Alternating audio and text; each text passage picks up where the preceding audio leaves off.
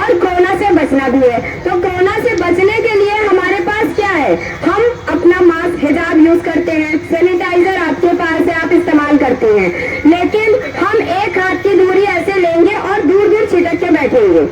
क्योंकि ये घंटा घर हमारा घर है। हम सरकार की इज्जत करते हैं, सरकार की इज्जत करते हैं, उसके फैसले को मानते हैं कि उसने कर्फ्यू लगाया है और जनता कर्फ्यू है, तो हम अपने घर में बैठे और बखूबी बैठे